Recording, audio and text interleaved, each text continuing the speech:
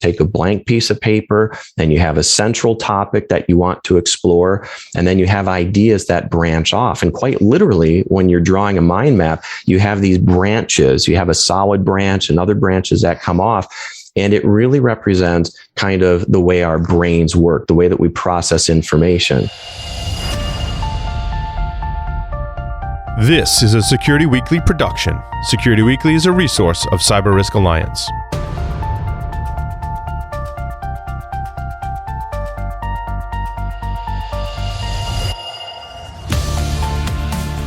The Cybersecurity Collaborative and Wiz is proud to present CISO Stories. Each week, CISO Stories takes a deep dive on security leadership with one of the contributors to my latest book, the best-selling CISO COMPASS, Navigating Cybersecurity Leadership Challenges with Insights from Pioneers, as well as from other top CISOs and security thought leaders. The Cybersecurity Collaborative is a unique membership community enabling cybersecurity leaders to work together in a trusted environment. To learn more, visit securityweekly.com/CSC or visit cyberleadersunite.com. I am your host, Todd Fitzgerald, and this week we welcome Michael Wilcox, Field CISO at Stratascale. So I actually started out a very long time ago at the ripe age of 12. I had a friend who was kind of the resident genius in grade school. He had skipped a grade. He could solve a Rubik's Cube in like a minute or so. And he was a really smart guy. He invited me over to his house, and I was flashed and dazzled by his computer. He had a Commodore VIC-20 computer. That was the first time I was up close and personal with a device like that. And he showed me how he was actually not only playing games, but he was starting to write programs, which blew my mind. So I actually just had the opportunity to see my parents in the Chicago area this past weekend, and we were reminiscing what my dad did, because I think I went home and I talked about that computer experience over and over and over again. And finally, my dad one day surprised me. I remember I was sitting in the front room of our house, and I saw him pull up into the driveway. He got out of the car.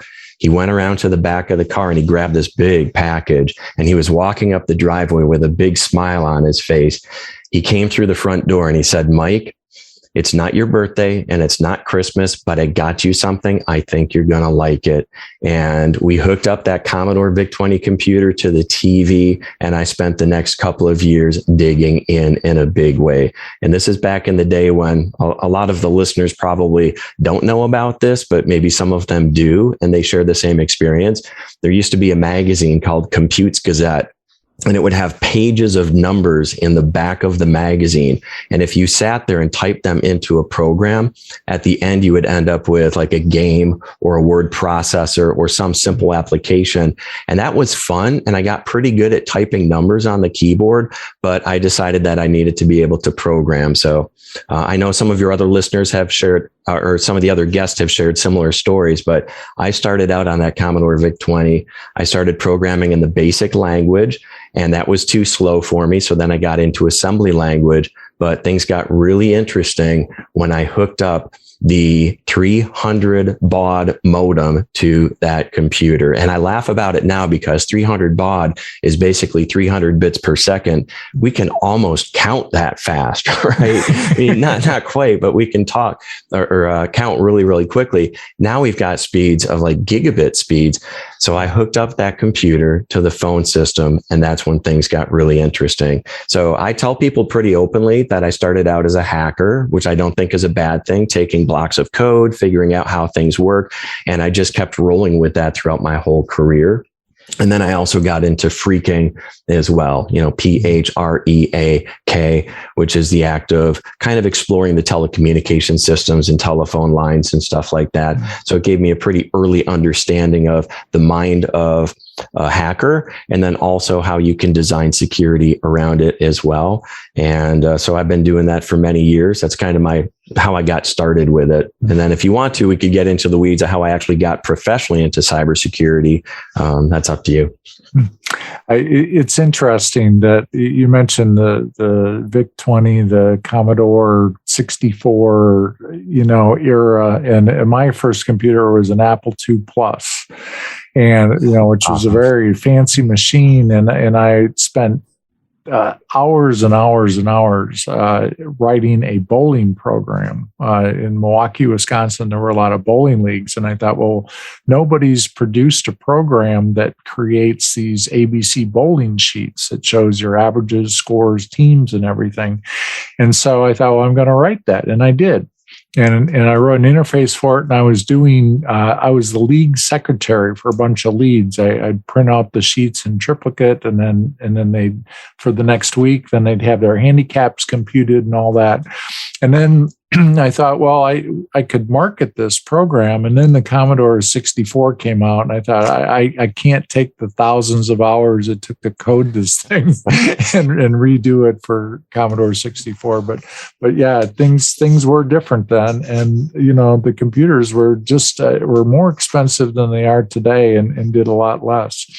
Well, I want to move into our piece. You wrote a great piece for the CISO COMPASS book, Navigating Cybersecurity Leadership Challenges with Insights from Pioneers, which you're clearly at the forefront of some of this development. And I love the topic. It's MindMaps, Effective Method for Organizing Cybersecurity Information.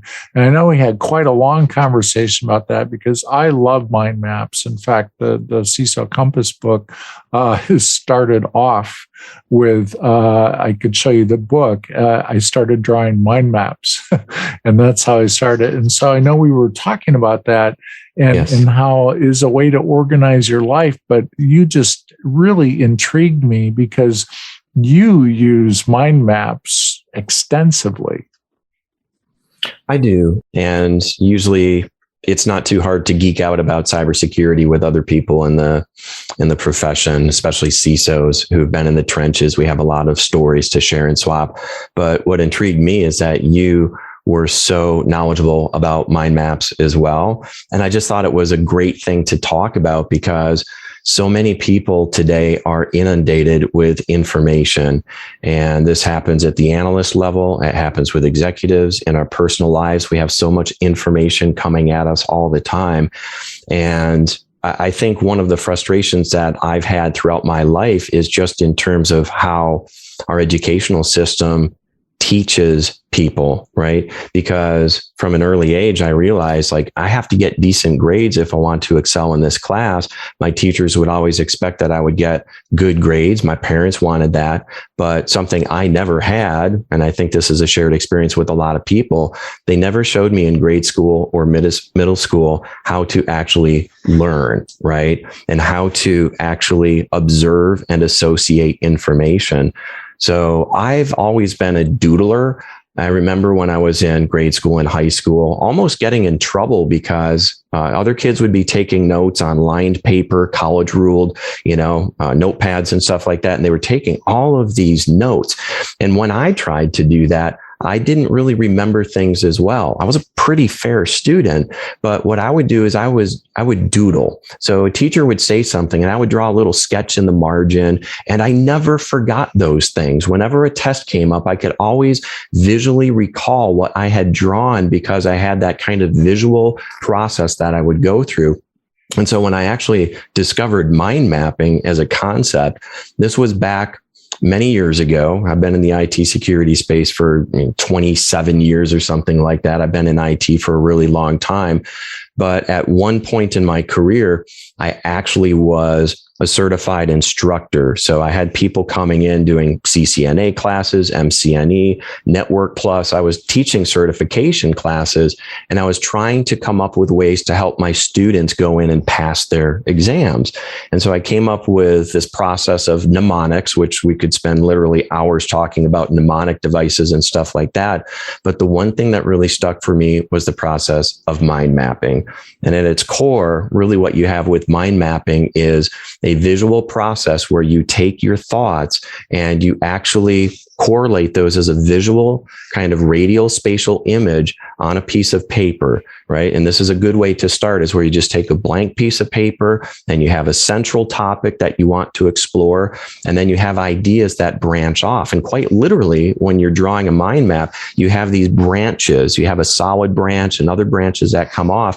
And it really represents kind of the way our brains work, the way that we process information, right? Because if I ask you to think of, I'll just think of something out of thin air, like a banana.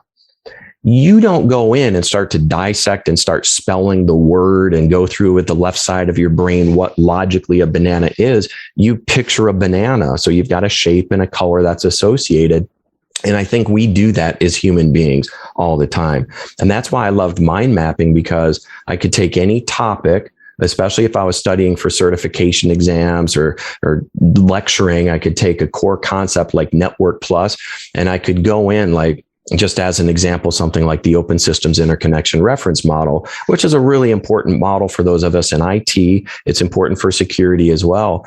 But you can actually then map this out, and you can keep going layers and layers deeper with important protocols and how things work, TCP, IP, UDP, and you just keep expanding out. So it was great for me when I did a mind map of like the Open Systems Interconnection Model, application, presentation, session, transport, network, data link, and physical. I still remember it perfectly to this day because I would mind map it and have that visual outlining system that would help me out. So for our listeners that may not be as familiar with the mind map, what are the basics? Like, how would you start to write a mind map? What would be the initial steps that you would do to create that?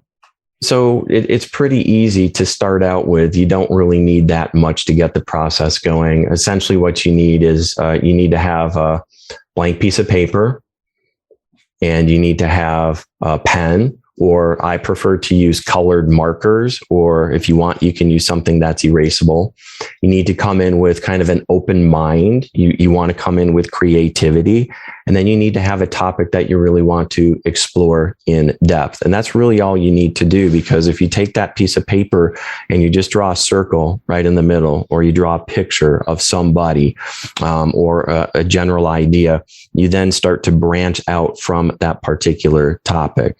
And if you're doing like, a presentation, or in your case, a book, you start with a core idea, right? In your case, you have this great idea of telling stories from the trenches by people that you were networked with, but also taking a lot of the fundamental concepts of what it means to be a chief information security officer. And I thought that was brilliant. When you talked about your mind mapping process, I thought, what a great idea, which is to help people understand how to become a better CISO. And there are so many people, especially with the job shortage that we have, the number of qualified people in security, we need to be training people on how to think like CISOs, because it's so deep. And so you take those core concepts around frameworks. You talk about things like reporting to the board of directors. I really like the section on soft skills as well, the things that you need to deal with.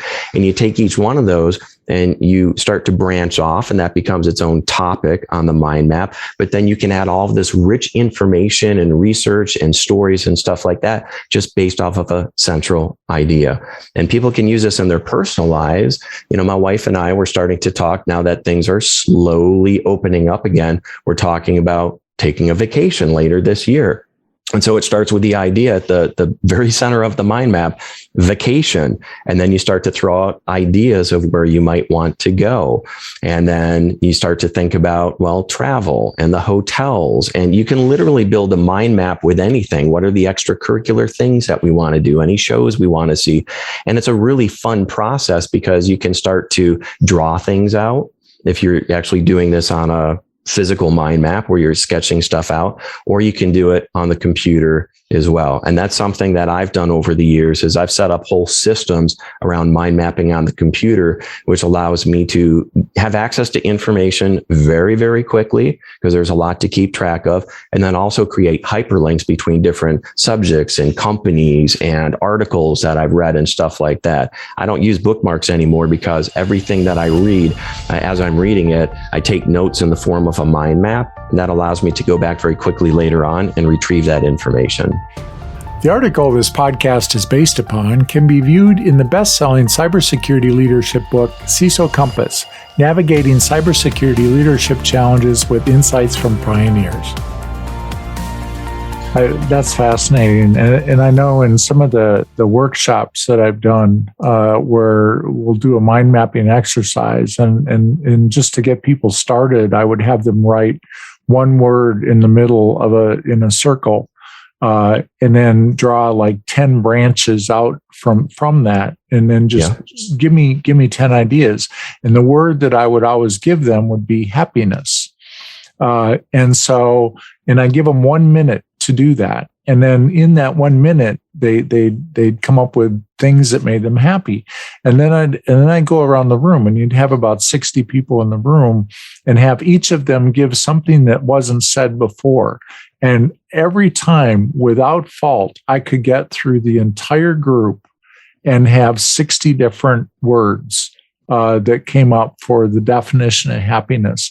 And to me, that was a learning experience for me, is that, wow, just think, in 1 minute, we were able to generate 60 different ideas from people. And how often in organizations do we actually sit in a room, have people do like a mind map privately, and then get together and share those ideas? Think of how fast we could come up with ideas with the mind map being just unstructured, free-form thought.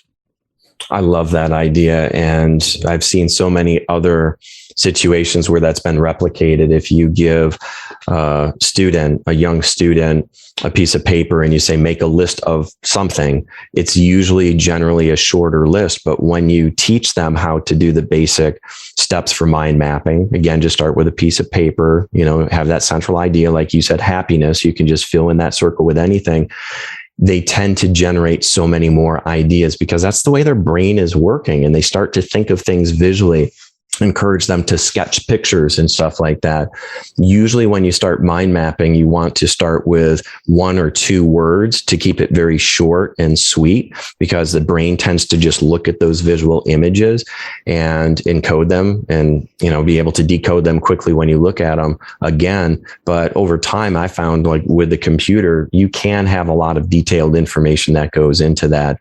And there's some research that's gone into this too. Kids remember information better from mind maps when they actually do them as opposed to lists. One study from 2009 said that students had 32% better recall when compared to regular lists. And then there was another study that was done in 2002, which talks about mind mapping improving overall recall of information, factual information, by 10%. And this is in adults as well. So there's just something about that visual process where you draw something out.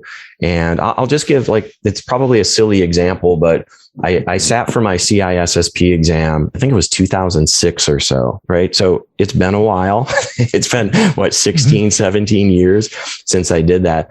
And I remember I got to the section on risk.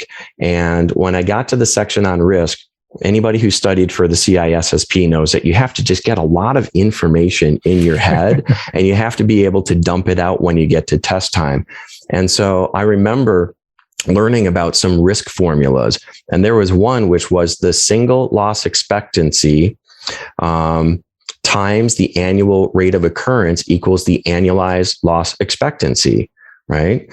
And what I did at the time is I built a mind map for each one of the different domains that I needed to study. And when it came to that, instead of trying to break down the formula, what I did, ALE, annualized loss expectancy, I just drew a little bottle that looked like a bottle of beer. And then what I did is I came up with a brand name and I came up with a little logo. It only took me a minute or so, but I just did a little cool font, and it was SLEXARO, Slexaro, and that's the ALE. And to this day, I can recall that formula because all I have to do is picture that little bottle and it comes right back. And if you're ever studying for Network Plus and you have to remember all the port numbers, I used to teach that to students. 23 is the port number for FTP. or actually 21 is FTP, 23 is Telnet. And I would just have a little jersey. Michael Jordan was number 23 on the Bulls, and I drew a little net next to it, and he would tell that net the ball was going in. And so it can take long strings of information when they're encoded visually. You can't help but remember them at a later point in time. Yeah. That's fascinating. And you have used MindMaps at so many different things. I think you told me once you were doing your scheduling or your Outlook, if you looked at your Outlook calendar, that you have some references to MindMaps, through the way that you manage your day. And some people might scratch their head and say, well, why would you do that if you have access to a calendar, if you have Outlook or you have Google Calendar? But for me, especially when I do things like travel, it's hard to keep track of where you need to go. I just came off of like pretty much 4 solid weeks of travel. And so I mind map it out. And when I mind map it out, I can clearly state what the purpose of the meeting is, who the attendees are going to be. That allows me to do research if there's a new person on, some of their background and stuff. And I can put that right in the mind map. But then you get down to the basics. And so I've got that sorted by date, but then I'll have the airline, I'll have the hotel, I'll have restaurants and stuff like that. And I can track all of that information, reward numbers and everything. I do a lot of scripting as well. And it just allows me to have access to that at my fingertips. Whereas a calendar typically is a visual representation of just the dates and times. I can get to a much deeper level when I do my mind mapping. So again, that's just an example, but I do it for people as well. Right. So I use a last name dash first name, and I create folders in that kind of structure. And within that folder, then I have a mind map for a person. And I use shortcuts to pull up that mind map, but I can very quickly come up. Like I could tell you the first time we had that conversation in San Francisco, it was April 20th, 2018, because I quickly added it to a mind map. And I just put chatted with Todd. We had a great time talking at the intersection there of 4th and Market Street in San Francisco. And it goes into a mind map. And then later on, I can pull that information very, very quickly. Whereas most people go, I remember we met in San Francisco. I have a mind map where it just takes me a second to tap that in. Then I have access to it forevermore. That is brilliant, especially to remember all those facts. So what software have you found that you like to use for mind mapping? Well, I want to caveat that, and absolutely happy to talk about that. But, as we typically do in IT and IT security, the whole people, process, technology is really important. So I would encourage people just to start with experimenting with mind mapping as a way to store and retrieve information. Maybe you just get a pad and start there, because there is something about that tactile experience of note taking and drawing and using colors and stuff like that. But if and when you get in or just want to jump into software, I'll say that for a very long time, the application that I used was an open source application called FreeMind. And FreeMind has been around for a very long time. It's a free download. If you go to SourceForge, you can look for FreeMind. And it allows you to go in, create mind maps, use keyboard shortcuts. You can insert some icons and stuff like that. And it's a good application. But I did make a switch as I've looked at a few other mind mapping applications. The one that I'm using currently is called Xmind. And Xmind is a really good software-based mind mapping program that actually has a little bit more structure and has better support for things like images. And that's one thing that I'll often do is I'll insert images into my mind maps as well. I'll go out and do a Google search and find a picture of something, and I'll just stick that into my mind map really quickly, because as I'm scrolling through, I can look for those icons in a mind map, and it makes it really easy to retrieve it. So Xmind is a really good one. I think that's available on the Mac and the PC as well. They have a couple different versions. One is a little bit more robust than the other. One is kind of geared more towards group collaboration, and you can even do presentations out of it, which I don't really do. But then the other one that I use is iThoughts, and that is available on, I think, the Apple platform for iOS. And that's something that I've used on my iPad for many years. And then I'll just mention one more, which is Notability. I think a lot of people who have iPads with a pencil already might have Notability. And you can just open up a blank kind of canvas in there, and you can use that to do the graphical drawings. But I really do like the ability when I'm in a mind mapping application to do searches across multiple mind maps as well. And then the idea of hyperlinking between those mind maps to PDFs that I have on my hard drive, like NIST libraries and stuff like that for special publications. There's just so much for security professionals to keep track of. And so I have mind maps for frameworks, for risk, for NIST CSF, SANS, CIS controls, and it's always just like a couple of clicks away when I'm sitting in front of the computer. I think that's great to have that. I always found that, you mentioned the tactile piece of that. I know in putting the CISO COMPASS book together that information just flowed faster for me to just have that pen and paper and be able to jot down the ideas really, really quickly. And I remember using a software program that helps you organize writing chapters in a book called Scrivener, which is a great product. But I found that I was using the mind maps and then putting the end result into that software package when it came to the writing to organize it. But the actual flowing from the brain to the paper to get those ideas out was more using the mind mapping for unstructured information. Seemed to work very well. I think that's a great point, and it just illustrates how we have to do things. Many of us were tactile learners, and that visual encoding of information, or the act of eye to hand, is really important. And I bump into people all the time, and they talk about how they're really bad at remembering names, or they don't have a good memory. And there are systems. There's a guy by the name of Harry Lorraine who has published numerous books on memory as a general idea, which is a core part of mind mapping. And I think there's a couple important parts. The first is observing, right? Just observing a thing. But the second part is association, because what we're doing when we remember things is we're kind of linking it to something that we already know. And so if we meet somebody and we're more worried about, do I have spinach in my teeth when we're talking to them, than actually observing their name and associating it with something, then we're probably not going to pay attention to it, and we're not going to be able to recall. But for me, mind mapping really kind of focuses on those first two steps of observing and associating, because as we draw, we're actually kind of putting that into our brain in a way where the brain is going to be able to remember it, especially if it's visual information. So it's pretty cool, and it works. Well, that's fascinating, Michael. And you've shared a lot of great tips with us today. Do you have any final thoughts, any advice you'd like to leave for emerging CISOs, current CISOs, experienced CISOs as they go down this journey? I think the one thing I would just want to say is we are so inundated, and everybody in the security space plays such an important role. One of my favorite mantras is we're all smart, but none of us is as smart as all of us. And I think collectively, when we talk about things that can help us, we do need to kind of get out of the weeds a little bit. And we have more information coming at us now. The average tenure of a CISO is 18 to 26 months. And that speaks to a lot of stress factors and other things that are taking place.